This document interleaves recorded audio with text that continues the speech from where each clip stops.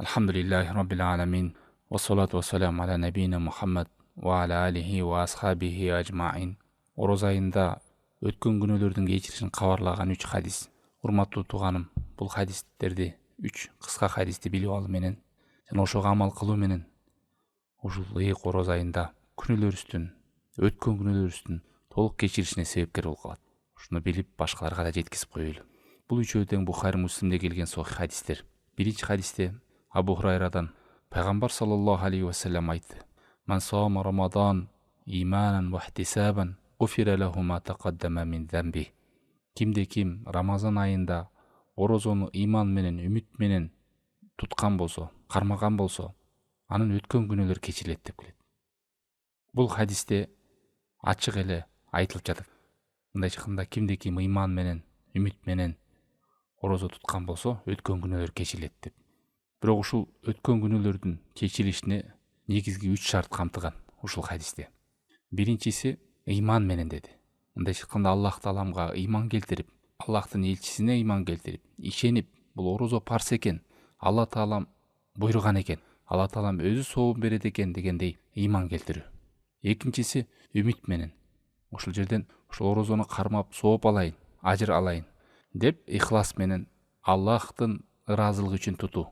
Башкалар уксун көрсүн үчүн эмес, башкаларды тууроо үчүн эмес, эл үркүсө кошо үркүү үчүн эмес, же адат катары элдин баары тутуп атат, мен да тутайын деген эч кандай бул дүйнөдөгү адамдардын назары болгон кайсы бир максат болбош керек. Тек гана Аллах Таалам буйруптур, жана ушул нерсеге соопко жетейин деген, же болбосо бул нерсе ден соолукка пайда экен деген, ошончо мен тутуп атам дебестен, эң негизи Аллах Тааламга иман келтирип, кабарына ишенип, жана Аллах Тааламдан жакшылыкты алам деген үмүт менен тутуусу. Эч кандай көкүрөгүндө тарбашы, сүйүп, жакшы көрүп, ыраазы болуп тутуу. Үчүнчүсү, ушул хадистин 3-чү шарты күнөөлөрдүн кечиришине. Орозо тутуу менен чоң күнөөлөрдөн алыс болуш керек. Чоң күнөөлөрдөн алыс болуш керек. Башка бир хадистерде Пайгамбар саллаллаху алейхи ва саллям айткандай: "Ас-салаватул хамс вал жума илал жума", 5 маал намаз аралыгында, жумадан жумага чейин, Рамазандан Рамазанга чейин күнөөлөр кечирилет, эгер чоң күнөөлөрдөн сак болгон болсо деп айтат. Чоң күнөөлөрдөн сак болгон болсо. 3-чү шарты. Чоң күнөөлөр деген бул ар бир чоң күнөө, ошол күнөөнүн жазасы бар бул дүйнөдө. Жанагы аял зына кылып койсо, ташпаранга алгандай никеси бар аял. Бойдоктор зына кылган болсо, балак менен урулгандай. Жана акыретте Аллахтын каары түшөт, ачуусу келет дегендей коркутуулар келүү, ушунун баардыгы чоң күнөөлөр. Ошол эле Аллах Тааламга ширк келтирүү, сүткорлук жөө, берүү алуу, жетимдин малын жөө, зына кылуу, сыйкырлык менен алик болуу, өлтүрүү, ата-энеге ак болуу, туугандардан колду үзүү, жалган күбөлүккө өтүү, жалган айтып соода кылуу, мына ушунун баардыгы чоң күнөөлөр. Аллах Таалам Ниса сүрөсүнүн 31-аятында айткандай: "Ин таштанибу кабаира ма тунхауна анху нукаффир анкум сайатикум ва нудхилкум мудхалан карима." Эгерде силер чоң күнөөлөрдөн сак болсоңор, силер тыйылган. Анда күнөөңөрдү кечирип, силерди бейишке, ыйык жерге, керемет жерге киргизебиз деп айтат. Бул бейиш деп айтат муфассирлер. Мына ушул биринчи хадисте ушу 3 шарты, күнөөнүн кечирилишине 3 шартын эскердик. Ал эми экинчи хадисте, бул дагы ошол Бухари Муслимде келген хадис. Абу Хурайрадан радиаллаху анху Пайгамбар саллаллаху алейхи ва саллям айтты: "Ман кама Рамадан иманан ва ихтисабан, гуфира лаху ма тақаддама мин замби." Кимде ким Рамазан айында намазга турган болсо, иман менен жана үмүт менен, анын өткөн күнөөсү кечирилет деди.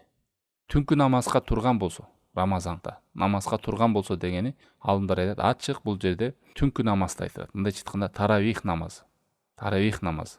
Ушу таравих намазында калтырбай окуу, таравих намазына баруу, бул дагы өткөн күнөөлөрдүн кечирилишине себепкер болот. Ошондой эле Аллах Таалам буйруптур, Пайгамбар саллаллаху алейхи ва саллямдын иман келтирип жолу экен деп, жана үмүт кылып ушул нерсени жасоо менен күнөөлөрүм кечирилет экен деген нерсе болушу шарт. Ушундай болгон учурда анын өткөн күнөөлөрү кечирилет деди. Аллахтын кабарына ишенип, иман келтирип, түнкү намазга, таравих намазга туруудагы жакшылыктарга ишенип, ошону алам деген үмүт менен боло турган болсо, эч кандай рыя эмес.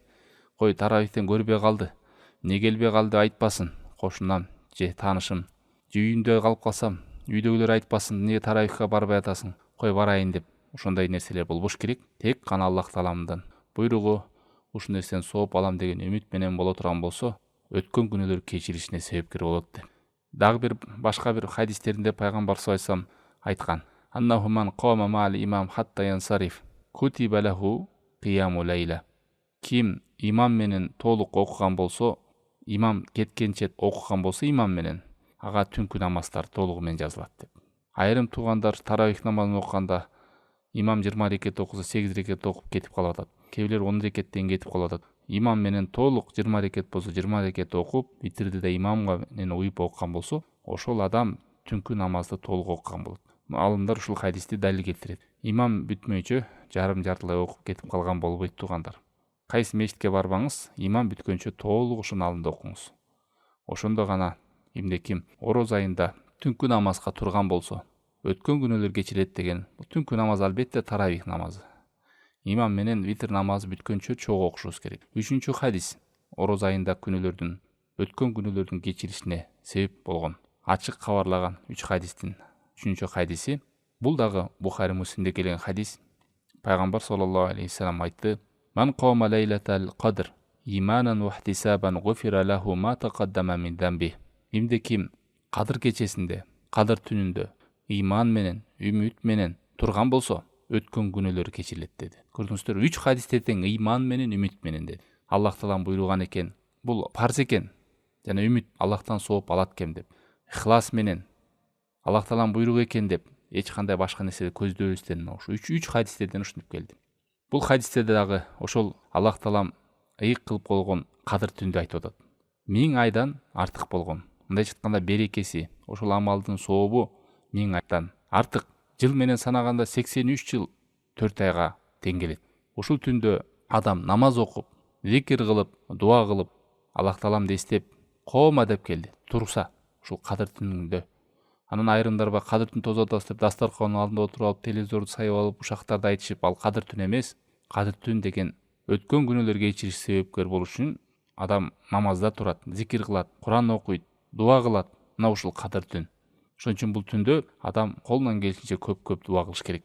Айша энебиз пайгамбар саллаллаху алейхи вассаламдан сураган: "О Аллахтын элчиси, эгерде мен ушул Кадыр түнгө туш келип калган болсом, ошол кечеге эмне деп айтайын" деген. Пайгамбар саллаллаху алейхи вассалам айткан: "Аллахумма иннака афуун тухиббул афва фаъфу анни" деген.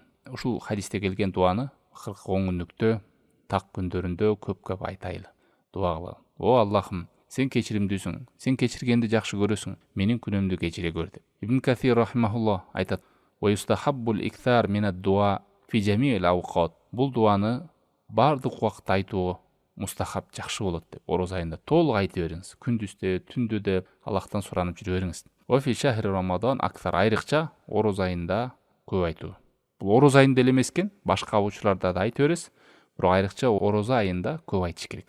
Аллах таалам бардыбызга 3 хадисте келген өткөн күнөөлөр кечирилет деп, орозо тутуудагы, жана ушул таравих намаз окуудагы, жана Кадыр түн тосуудагы бүт анын жакшылыгы өткөн күнөөлөр кечирилүүсүн байлады. Жана ошол жерде шарттарды койду. Аллах тааламдын буйругу жана үмүт менен кылуу. Бул жерде ихлас жатат. Аллахтан сооп талайын, Аллах берген жакшылыкка ээ болуп калайын деген. Башка адамдардын назары уксун, билсин, көрсүн деген нерсе эмес экен. Негизги шарттар.